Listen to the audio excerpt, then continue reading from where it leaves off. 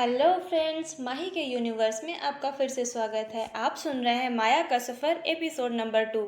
आपने सुना कि माया को एक मैसेज आया था जिसमें हेलो लिखा हुआ था और माया ने रिप्लाई करा था कि कौन, हु इज़ दिस। माया के कई बार पूछने के बाद भी कोई रिप्लाई नहीं आता है, तो माया भी उस चीज़ को इग्नोर कर देती है कि कोई होगा।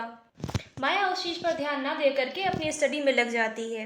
दिन बीतते जाते हैं, फिर एक दिन उसी नंबर से मैसेज आता है। इस बार उस मैसेज में लिखा होता है कि तुम सैड क्यों थी। माया ने पूछा, कौन हो तुम मेरी सैडनेस को कैसे देख पाए। हमेशा खुश रहने वाली माया को किसी ने इतना नोटिस नहीं करा था। उस दिन वो सच में किसी बात से सैड थी। माया पूछती है, कौन हो तुम और मुझे इतने अच्छे से कैसे जानते हो। क्या तुम मेरे कॉलेज के कोई हो। सामने से मैसेज आता है कि हाँ, मैं तुम्हें जानता हूँ, बहुत अच्छे से जानता हूँ। तुम पहचान सको तो पहचान लो। माया कई सारे नाम गिनाती है। देव हो, आकाश हो, कौन हो तुम। सामने से मैसेज आता है, अच्छा ठीक है, मैं बता दूंगा कि मैं कौन हूँ, लेकिन तुम मुझे अपनी सैडनेस का ठीक है, मैं तुम्हें बता दूंगा कि मैं कौन हूँ, लेकिन तुम पहले मुझे अपने सैड होने की वजह बताओ। क्या कोई चीज़ तुम्हें परेशान कर रही है या कोई इंसान तुम्हें परेशान कर रहा है। माया को पहले तो ये थोड़ा अजीब लगता है कि इतना ज़्यादा कौन सोचने वाला हो गया मेरे बारे में। क्या कोई ऐसा इंसान है जिसे मैं नहीं जानती। माया ये पढ़कर उसे इग्नोर कर देती है, उसे वो नहीं बताती कोई भी चीज़। अगले दिन जा करके अपनी बेस्ट फ्रेंड पूजा को ये चीज़ बताती है कि किसी का मैसेज आया है मुझे। पहले भी आया था, पहले मैंने कभी उसको ध्यान नहीं दिया, लेकिन कल मैंने उसको पूछा कि कौन हो तुम। उसने मुझसे कहा कि तुम सैड क्यों थी। उसने सारी चीज़ें बताई। तो उसकी फ्रेंड पूजा कहती है कि तुम्हें उसको बता देना चाहिए था, कम से कम ये पता चल जाता कि कौन था वो। माया कहती है, ऐसे किसी किसी अजनबी को क्यों बता दूँ मैं, क्यों सैड हूँ, क्यों खुश हूँ। अगर मुझे पता हो कि वो कौन है, दोस्त है या दुश्मन है या कोई ऐसा जो पहुँचा सकता है। तभी उसके फ़ोन पर फिर एक मैसेज फ्लैश होता है। उसमें एक स्माइली का फेस होता है। माया अपनी फ्रेंड को दिखाती है कि देखो, ये उसी लड़के का मैसेज है। पूजा मैसेज देखती है और थोड़ा सा हंसती है और बोलती है, छोड़ो, जो भी होगा देखा जाएगा। फिर दोनों अपने स्टडी रूम में चली जाती हैं।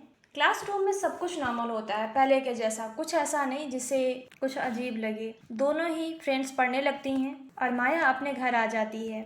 शाम को फिर वही मैसेज आता है कि तुमने बताया नहीं तुम क्यों सैड थी। माया को इस बार थोड़ा सा गुस्सा भी आता है।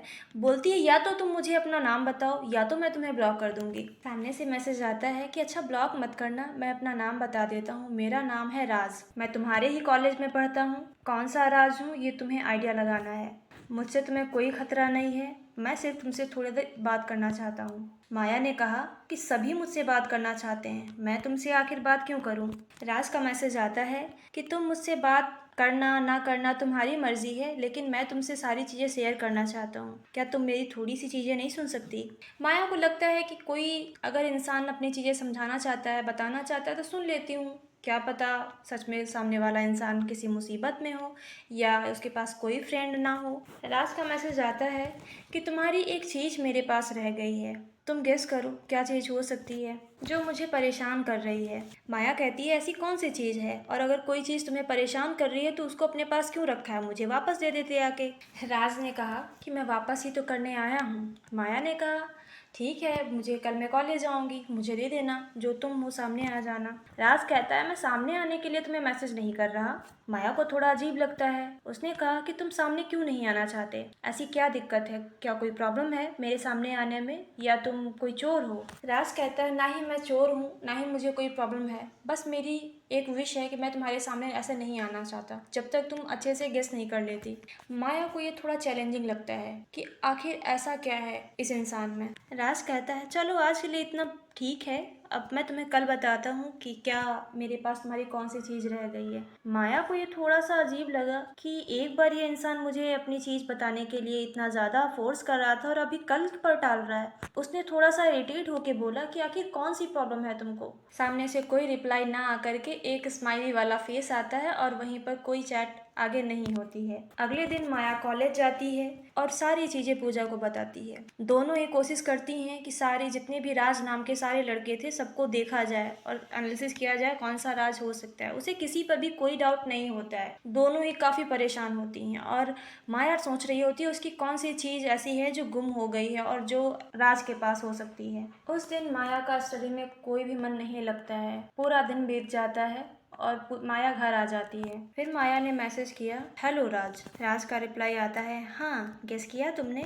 माया कहती है, सस्पेंस खत्म करो, तुम बता दो कौन सी चीज मेरी तुम्हारे पास है और तुम कौन से राज हो, सामने क्यों नहीं आ जाते। राज कहता है कि मैं सामने आ जाऊंगा, बस एक गेम है उसमें जीत के दिखा दो। माया को थोड़ा सा इंटरेस्ट आता है और उसने कहा, ठीक है कौन सा गेम है बताओ मुझे। राज ने कहा, तुम्हें कुछ नाम गेस करने होंगे जिसमें तुम्हें बताना होगा ये कौन सी चीज हो सकती है। माया को थोड़ा सा बचकाना लगता है लेकिन माया कह देती है, ठीक है पूछो। राज कई सारे क्वेश्चन पूछता है। माया उनमें से कुछ क्वेश्चंस का आंसर कर पाती है और कुछ का नहीं कर पाती है। वो उनसे पूछती है कि चलो ठीक है, मैंने तुम्हारे कई सारे क्वेश्चंस के आंसर भी कर दिए, अब बता दो कौन हो और मेरी कौन सी चीज तुम्हारे पास में है। राज का रिप्लाई आता है, तुम्हारी कोई चीज मेरे पास नहीं है, तुम्हारी हंसी मुझे चाहिए थी। माया को ये सुनकर थोड़ी हंसी भी आई और थोड़ी गुस्सा भी आई कि इतना सब कुछ और सिर्फ इसलिए। वो इरिटेट होकर के बोलती है, ये सब क्या था, ये कौन सी बचकानी चीजें कर रहे हो तुम। सामने से मैसेज आता है, बचकानी नहीं, मुझे तुम हंसती हुई अच्छी लगती हो, इसलिए तुम हमेशा हंसती रहा करो। उस दिन सैड थी, मुझे बुरा लगा, इसलिए मैंने तुम्हें मैसेज किया। 18 साल की माया, उसे इन सब चीजों के बारे में कोई आइडिया नहीं। उसे पहले दिन किसी ऐसी चीज का एहसास हुआ जो अजीब था। वो सोच रही थी कि कोई क्या ऐसा भी हो सकता है जिसको मेरी सैडनेस से इतना ज्यादा फर्क पड़ता हो। उस दिन पूरी रात माया बस सोचती रही। अगले दिन जब कॉलेज गई तो मॉर्निंग में उसने मैसेज किया, गुड मॉर्निंग राज, क्या तुम आज सामने आ सकते हो मेरे। राज का रिप्लाई आता है, गुड मॉर्निंग, मैं नहीं आ सकता अभी, बहुत सारी चीजें ऐसी हैं जो तुम्हें जानना बाकी हैं। माया ने कहा, अच्छा अपनी एज तो बता दो। राज कहता है, मैं तुमसे बड़ा हूँ, बस इतना जान लो। माया पूरे दिन कोशिश करती है कि वो पहचान पाए कौन से राज से उसकी बात हो रही है। पूजा को भी सारी चीज बताती है। दोनों ही मिलकर कोशिश करती हैं कि कौन सा वाला राज है ये। ऐसे ही 2-3 दिन बीत जाते हैं और फिर एक दिन राज का मैसेज आता है, हेलो माया। माया सोचती है कि इस बार तो जरूर पूछ लूंगी कि कौन है ये।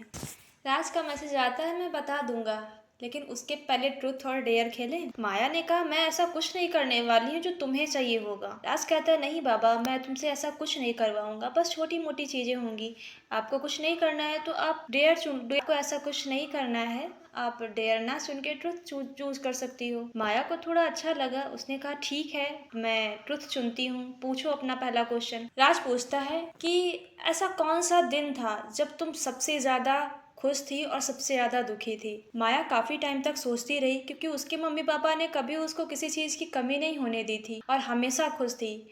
मनाली जैसी जगह में प्लीजेंट माहौल होता है, प्लीजेंट मानसून होता है, इस वजह से कभी उसने दुख तो कभी देखा ही नहीं था, इसलिए वो काफी टाइम तक सोचती रही। उसके बाद में उसने कहा कि वो अपने हर बर्थडे पे काफी ज्यादा खुश होती है और बर्थडे के एक दिन बाद काफी ज्यादा दुखी होती है। राज कहता है कि बस इतना ही, कोई दुख नहीं है तुम्हारी लाइफ में, लेकिन मेरी लाइफ में बहुत ज्यादा दुख है, तुम जानना चाहोगी। माया कहती है, हाँ बिल्कुल बताओ, क्या प्रॉब्लम है तुम्हें। राज कहता है मेरे पास कुछ है ही नहीं खोने के लिए और बहुत कुछ है जो जिससे किसी को मतलब नहीं है। माया पूछती है कि क्या तुम अकेले हो इस दुनिया में, तुम्हारे पेरेंट्स नहीं है तुम्हारे पास। राज कहता है, मेरे पास पेरेंट्स हैं, मेरा पूरा परिवार है, लेकिन किसी को मुझसे मतलब नहीं है। माया थोड़ी देर सोच में पड़ जाती है, क्या कभी कोई ऐसा हो सकता है कि अपनी फैमिली के साथ रहकर भी अकेला रहता हो। हाँ, मुझे अकेला रहना पसंद है, मैं अकेले ही रहता हूँ अपनी चीजों के साथ में, पढ़ाई करता हूँ और अपने रूम पर चला जाता हूँ, इससे ज्यादा मेरी लाइफ में और कुछ नहीं है। माया कहती है कि क्यों नहीं है कोई, हम फ्रेंड्स बन सकते हैं, मेरे फ्रेंड बन जाओ, फिर हम रोज बातें करेंगे और मेरे सामने आ जाओ तो हम लोग साथ में भी रह सकते हैं जब भी हम कॉलेज में जाएंगे। राज कहता है, मैं सामने तो आ जाऊंगा, लेकिन क्या तुम मेरी फ्रेंड बनना चाहोगी। माया सोचती है कि ऐसा कौन ही हो सकता है जिसकी मैं फ्रेंड नहीं बन सकती। राज कहता है कि तुम्हें मेरी फ्रेंडशिप मंजूर नहीं होगी। माया बोलती है, अगर तुम मेरे सामने आते हो तो मैं बिल्कुल तुम्हारी फ्रेंड बन जाऊंगी। इससे आगे क्या होता है जानने के लिए बने रहिए अगले एपिसोड में। होपफुली आपको ये स्टोरी पसंद आ रही होगी। आपको और कौन सी स्टोरीज, किस टाइप की स्टोरीज सुनना पसंद है मुझे जरूर बताइएगा। तब तक बने रहिए माही के यूनिवर्स में। Thank you.